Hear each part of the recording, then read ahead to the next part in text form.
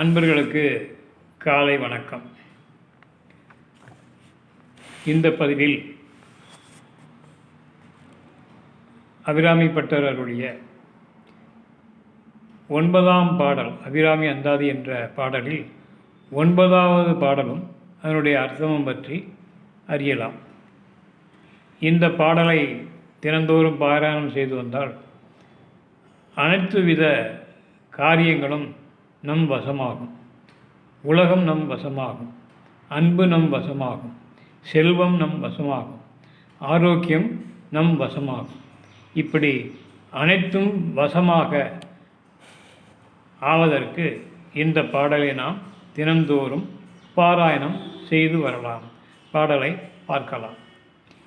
கருத்தன எந்தை தன் கண்ணன் வண்ண கனக வெற்பில் பெருத்தன பாழலும் பிள்ளைக்கு நல்கின பேரருள் கூர் திருத்தன பாரமும் ஆரமும் செங்கை சிலையும் அம்பும் முருத்தன மூரலும் நீயும் அம்மே வந்து என் முன் நிற்கவே அப்படின்னு பாடுறார்.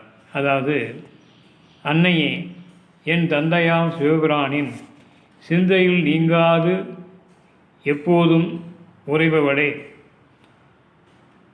திருவடிகளில் காட்சி தருவளவாகும் அழகிய பொன்மலையாம் நேர்வை போன்ற பருத்தனவும்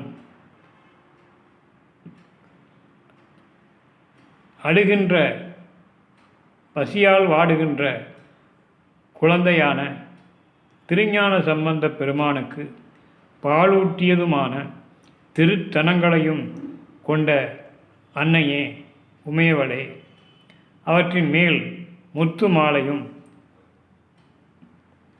புரளுகின்ற திருமேனி உடையவளே, திருக்கரத்தில் கரும்பு வில்லும் பாசாம் மலர் அம்புகளும் பாசா அங்குசமும் ஆகிய எல்லாவற்றையும் கொண்டு வீட்டிருக்கும் என் தாயே, மயிலிறகின் அடிப்பாகம் போன்ற அழகிய புன்னகையும் காட்டி உன் முழுமையான திருக்கோல காட்சியை எனக்கு காட்டி அருள வேண்டும் என்று வேண்டுகிறார். இதில் இந்த பாடலிலே எந்த அளவுக்கு அபிராமி பட்டர் அவர்கள் தன்னை மறந்து அன்னையினுடைய திருவுருவத்திலே கலந்து தன்னை மறந்த நிலையில் இந்த பாடலை அன்னையை அப்படி வர்ணித்து பாடிக்கொண்டு இருக்கிறார்.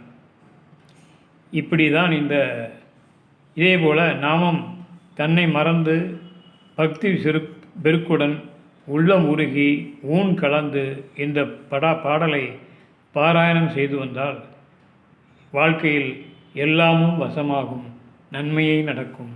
நன்றி, வணக்கம்.